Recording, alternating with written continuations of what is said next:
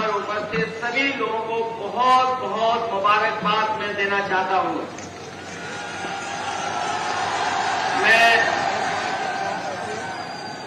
कई वर्षों से हर बार ईद की मुबारकबाद और आप लोगों से मिलने का मुझे मौका इस दिन मिलता है।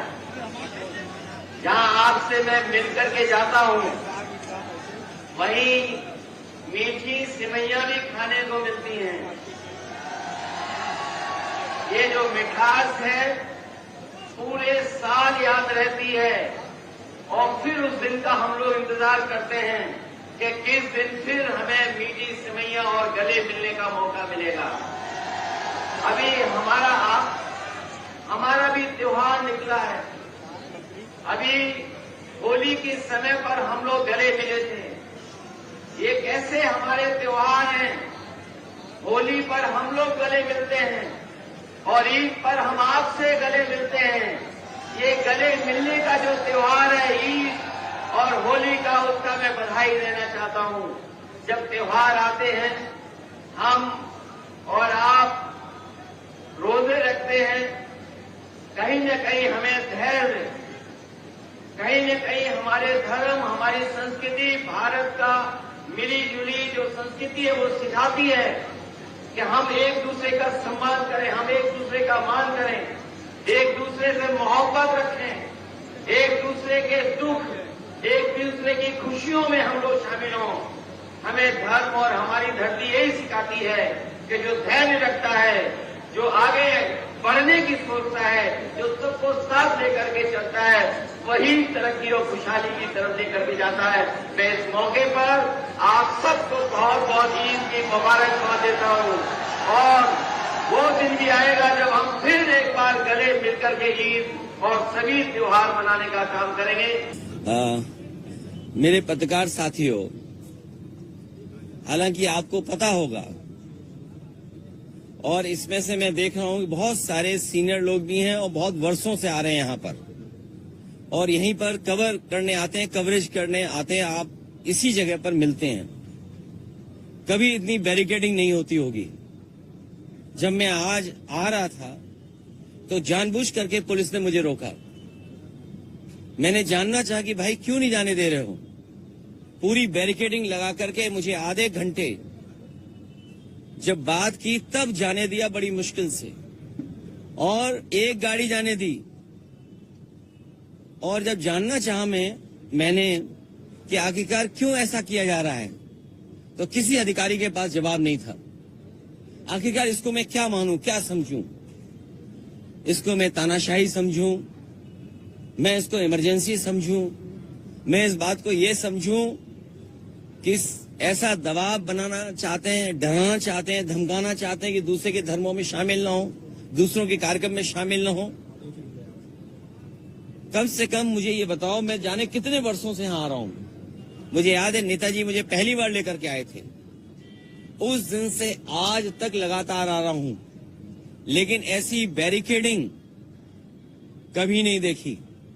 और बैरिकेडिंग इसलिए की जा रही थी कि लोग त्योहार न मना पाएं और जो अपनी धर्म की मान्यताएं हैं, धर्म की जो परंपराएं हैं, वो भी न मान पाएं। तो सबसे बड़ा खतरा लोकतंत्र को है, संविधान को है।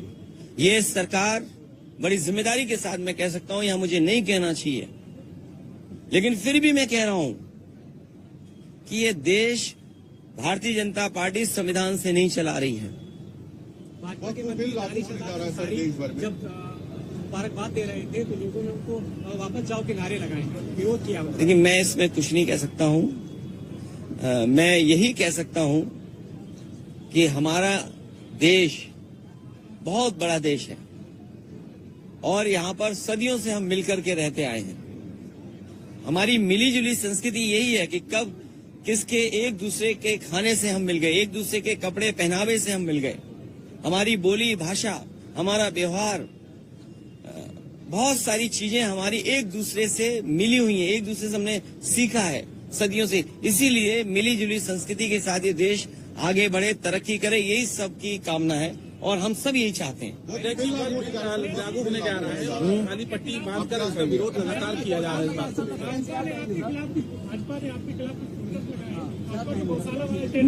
मैं तो भाजपा से कहूंगा मैं भाजपा से कहूँ, अगर गाय के सवाल पर हमसे बेहतर कौन जानता होगा। भाजपा वालों को मैं इतना कहना चाहता हूं, जो पोस्टर लगा रहे हैं, जो चैनल में डिबेट कर रहे हैं, और बड़े बड़े एंकर, ये जो बड़े बड़े राष्ट्रीय चैनल हैं जिनके एंकर बड़े बड़े बहस कर रहे हैं गाय पर, मैं सबसे कहूंगा कि गाय संरक्षण के लिए काम करें। जितनी भी हमारी एंकर महिलाएं हैं, एंकर पुरुष हैं, और जो कंपनियां इन्वेस्ट कर रही हैं इन चैनलों में, मैं उन कंपनियों के मालिक से भी बड़े हाथ जोड़ के निवेदन करूंगा कि वो लोग भी गाय के संरक्षण पे, गाय को के संवर्धन पर, गाय के और हमारी कैसे पले बढ़े उसके लिए काम करें।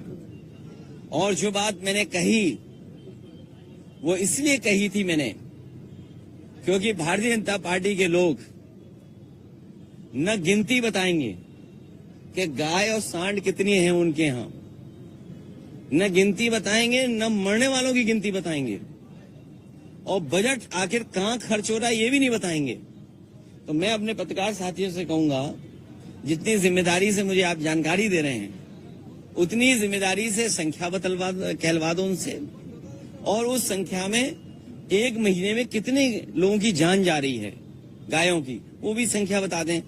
और आखिरी में अपनी बात कहता हुआ, ये सब बहस इसलिए भारतीय जनता पार्टी छेड़ती है क्योंकि जो बुनियादी सवाल है, किसान की आय दोगुनी होना, नौजवान की नौकरी रोजगार का सवाल, इन्वेस्टमेंट आने का सवाल, महंगाई का सवाल, बिजली महंगी का सवाल, इलाज दवाई है ही नहीं अस्पतालों में, और सबसे बड़ी बात जो छिपाना चाहते हैं वो जो भ्रष्टाचार है, ease of doing corruption, ease of doing and taking commission, ease of doing घोटाला, और उनका ही सबसे प्रिय अधिकारी लापता है, भगोड़ा है, साबित हो गया है। और मैं आपसे कह रहा हूं इतने चैनलों के सामने, मुझे किसी ने जानकारी दी है कि वो आईएएस अधिकारी मुख्यमंत्री आवास में छिपा हुआ है। बड़ी बात नहीं कह रहा हूं। कौन सा चैनल है आपका, बड़ा चैनल है छोटा चैनल है? ये चैनल का नाम नहीं सुना सर। वक्त बिल्कुल लेकर के तकरार चल रही थी। आप ये नाम नहीं सुना मैंने सर, अब देश भर में वक्त लोहड़ी से बीजेपी के विधायक नंदकिशोर गुर्जर अपनी सरकार के खिलाफ हमलावर हैं। देखिए, हमलावर नहीं है, हमलावर नहीं है। उन्होंने कहा कि माँ का दूध पिया हो तो, अगर ये बात गलत हो तो बताइए। बिल्कुल सही कहा। भाई जो विधायक है कब दुख तकलीफ में होगा, परेशानी में होगा, उसका अपमान हो रहा होगा, वो अपमान नहीं सहन कर पाया। अपमान जो हुआ उसका, उसने अपनी भाषा गुस्से में निकाल दी। तो अब सोचिए, उन्हीं का विधायक ये कहता हो, उनके अधिकारियों का माँ का दूध याद दिलाता हो।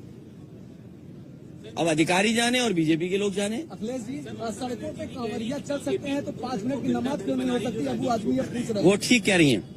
क्या कहें सर? ममता बनर्जी जी जो कह रही हैं एकदम ठीक कह रही हैं।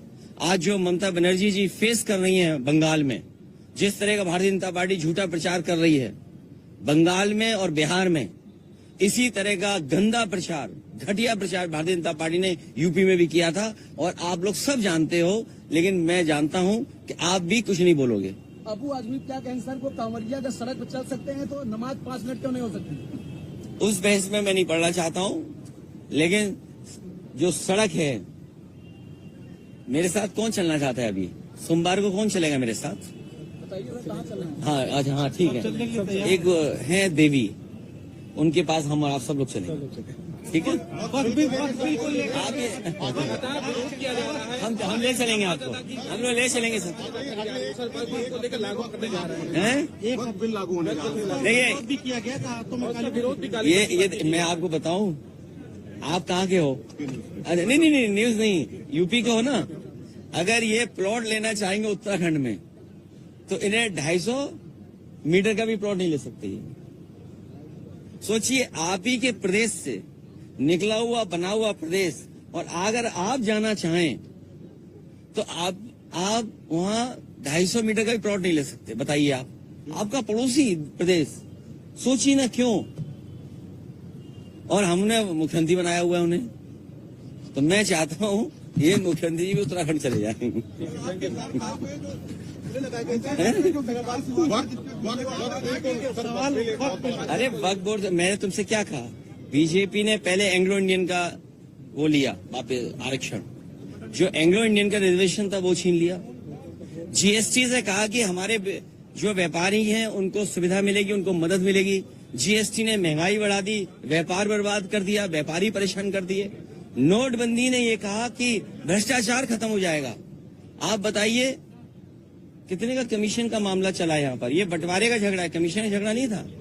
जब बंटवारा का ठीक होता तो कोई किसी के खिलाफ एफआईआर नहीं होती, ये बंटवारे की वजह से हुआ है। तो आज तक बीजेपी ने जो फैसले लिए हैं उससे पॉलिटिकल लाभ लेने के लिए लिए उन्होंने। जो मोटी बात यह है, जो फैसले, जो कानून, जो संविधान में परिवर्तन भारतीय जनता पार्टी करती है उससे पॉलिटिकल लाभ लेना चाहती है। उससे भारत का विकास, हिंदुस्तान का विकास नहीं होता। और अगर भारत का, हिंदुस्तान का विकास हो रहा होता, चाहे नोटबंदी के फैसले से, चाहे जीएसटी लागू करने के फैसले से, तो आज हमारे 80 करोड़ लोगों को राशन नहीं देना पड़ता। 80 करोड़ लोगों की आय सरकार नहीं बता पा रही। आप वक्फ बोर्ड की बात कर रहे हैं, बीजेपी वालों से पूछिए कि 80 करोड़ लोग जिन्हें आप राशन दे रहे हो उनकी प्रति व्यक्ति आय क्या है? और आपसे बेहतर कौन जानेगा, कोविड के बाद से आपका वेतन नहीं बढ़ा। कल ही आएगा सर ये बिल, वो बोर्ड में सर कल आएगा। क्या करेंगे सर आप लोग वहाँ पे? किसका? वक्फ बोर्ड ये जो तुम्हें नहीं पता क्या? बस ही नहीं। Thank you sir.